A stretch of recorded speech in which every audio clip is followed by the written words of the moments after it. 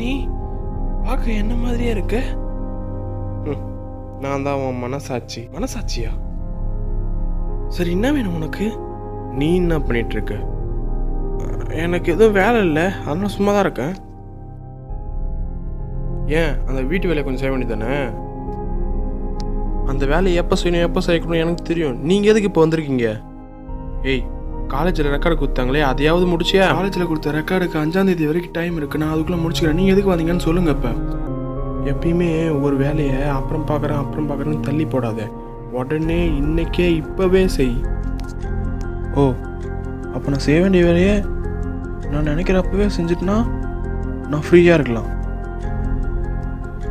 நீ தள்ளி போகிறதுனால தான் அந்த வேலை ஒன்றும் தள்ளி போகுது. கடைசி வரைக்கும் நீ அந்த வேலையை முடிக்கவே மாட்டேற.